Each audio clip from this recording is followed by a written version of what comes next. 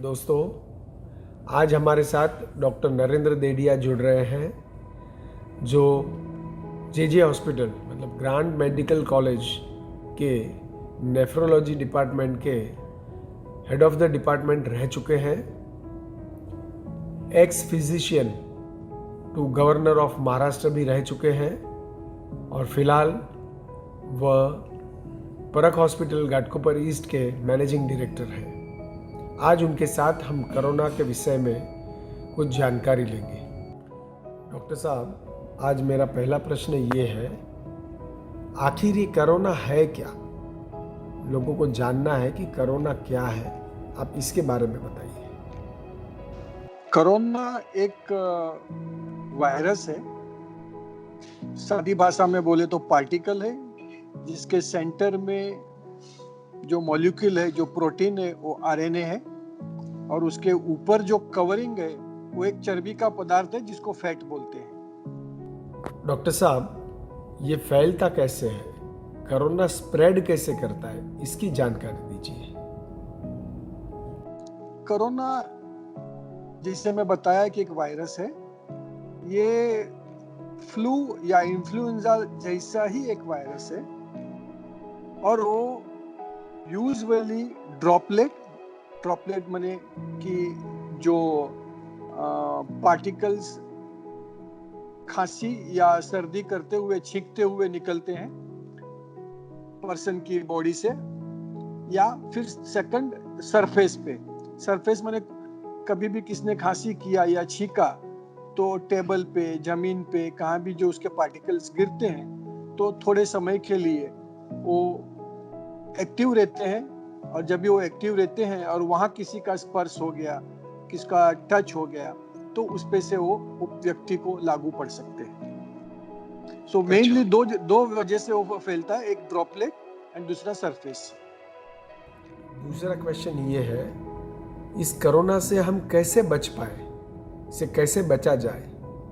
आज आप इस पे आज थोड़ा बहुत ही नीलेश भाई अच्छा प्रश्न पूछा है आपको। इसके लिए हमको सिंपल थोड़ी जानकारी ये होनी चाहिए कि ये फैलता कैसे है।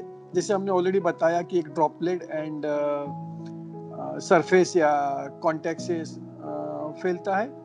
तो हमें क्या करना है, थोड़े सिंपल प्रिंसिपल्स रखना है, और अगर वो सिंपल प्रिंसिपल्स हम रखेंगे और हमारी लाइफ में उसको रेगुलर उतार लेंगे तो प्रोबेबली ये वायरस की महामारी से हम बच पाएंगे। एक पहला प्रिंसिपल है, कीप अ सोशल डिस्टेंसिंग।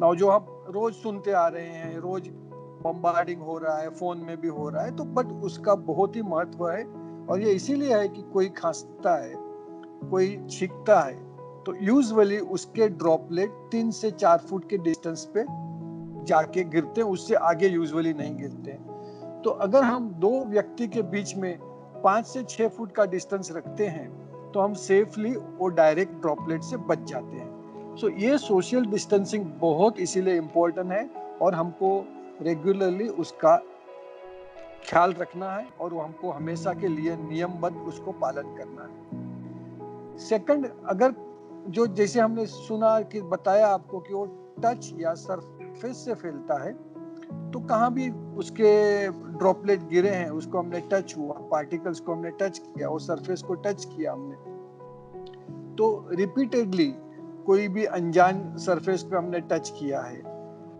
कहाँ भी हमने हाथ लगाया है, तो हाथ साबुन के पानी से अच्छी तरह धो लेना है।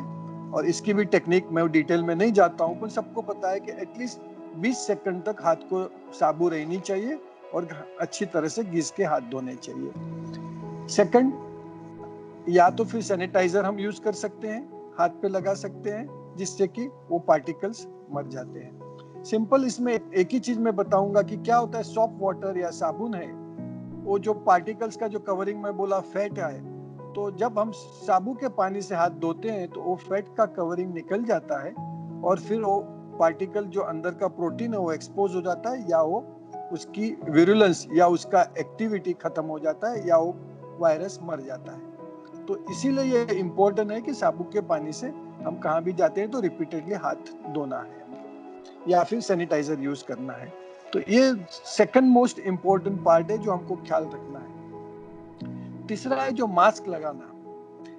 मास्क लगाना थोड़ा इनिशियली था कि लगावे या न लगावे, क्योंकि ये एयरबोर्न नहीं है, बट हमेशा इट इज बेटर है कि मास्क लगाने से क्या होता है, दूसरे को किसी को खांसी है, हमको पता नहीं है, तो बेटर है हम हमारी जात को प्रोटेक्ट कर लेवे और हम मास्क लगा लेवे। तो ये मास्क लगाना डेफिनेटली वो हिसाब से हमको लाभदायक है। पर डेफिनेटली जिसको सर्दी खांसी है उसको तो मास्क लगाना ही चाहिए, जिससे वो ड्रॉपलेट लंबा गिरे नहीं और दूसरे किसी को तकलीफ ना होवे।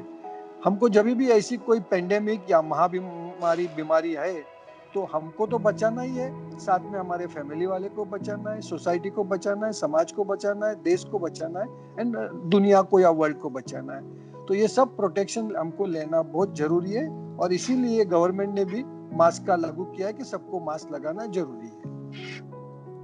तो ये चीज हम रखेंगे तो डेफिनेटली हमको फायदा होगा। फिर दूसरा आपने बताया कि इससे हम कैसे बच सकते हैं, तो ये सब कॉमन चीजें तो बताया है। लकीली हमारी गवर्नमेंट ने इसके लिए बहुत ही समय से लॉकडाउन जाहिर कर दिया। लोगों को तकलीफ हुई है डेफिनेटली उससे। किसी ने भी अपनी जिंदगी में, मैं 62 इयर्स का हुआ, मैंने कभी मेरी जिंदगी में ऐसा लॉकडाउन देखा नहीं है और किसी ने प्रोबेबली देखा भी नहीं होगा। परंतु ये बहुत समय से इसका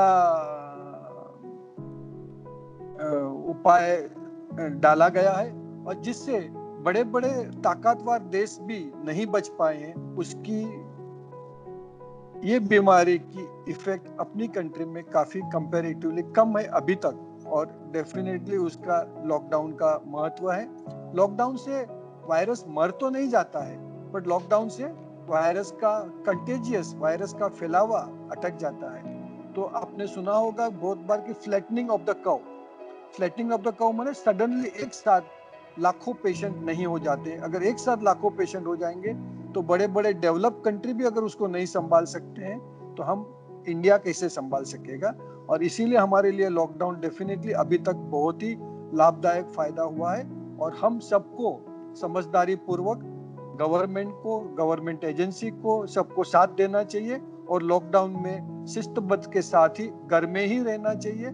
लॉकडाउन मैंने घर के बाहर नहीं निकलना है, तो डेफिनेटली हमको घर के बाहर नहीं निकलना है unless very very very emergency रहेगा। तो घर में से कुछ सामान भी चाहिए लाना है तो कोई एक ही चीज, एक ही व्यक्ति जाए, सब 4 जन को घूमने को साथ में निकलने का कोई जरूरत नहीं है।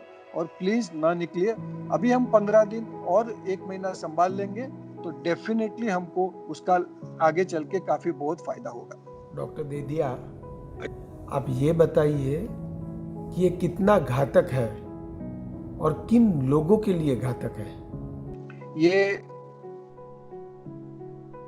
एक जात का तो जैसे मैं बताया कि इन्फ्लुएंजा या फ्लू जैसा ही है, बट ये कंटेजियस काफी है। कंटेजियस माने स्प्रेड बहुत फास्ट होता है एंड 1 से 2, 2 से 4, 4 से 16 और फिर ऐसे बढ़ते जाता है। और एक बार अगर वो कम्युनिटी लेवल पे आ गया तो फिर उसको कंट्रोल करना बहुत मुश्किल हो जाता है। और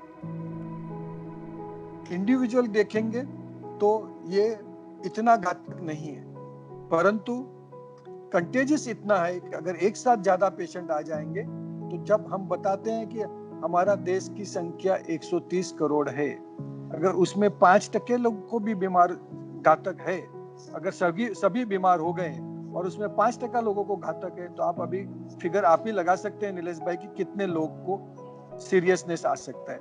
100 में से 5% लोगों को सीरियस है तो वो बहुत बड़ा फिगर हो सकता है। और इसीलिए हमको बहुत बहुत संभाल के रहना चाहिए। और स्पेशली जो हाई रिस्क पीपल हैं, जो हमारे घर में वृद्ध हैं, बुजुर्ग हैं, जिसको डायबिटीज है, जिसको ब्लड प्रेशर है और या जिसको कोई और बीमारी है जैसे किडनी की बीमारी है, हार्ट की बीमारी है, तो उनके लिए वो ज्यादा घातक हो सकता है।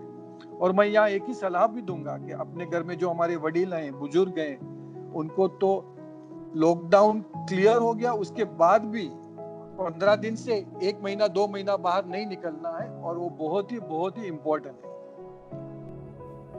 अंत में डॉक्टर साहब आप ये बताइए कि आप पूरे राष्ट्र को समाज को क्या संदेशा देना चाहेंगे?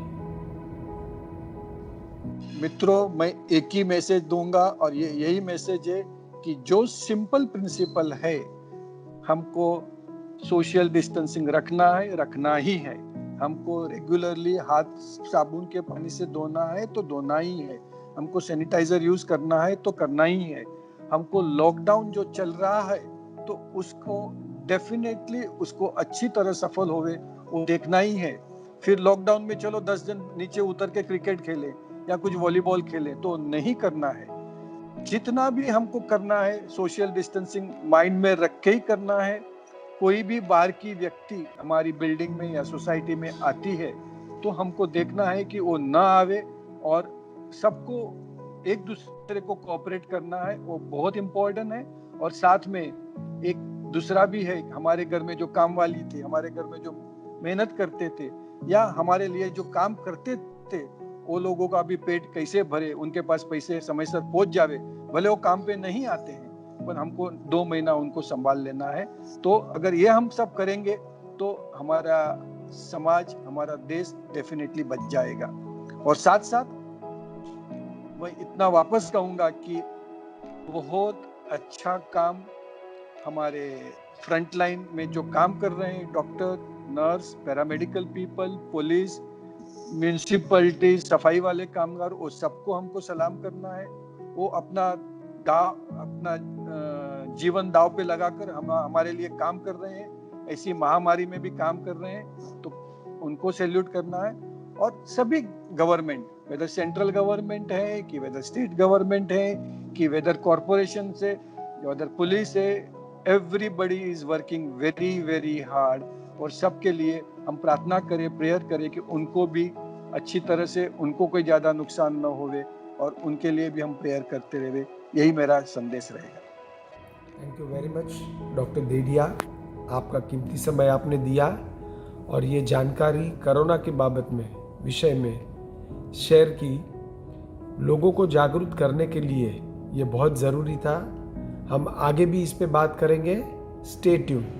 Thank you.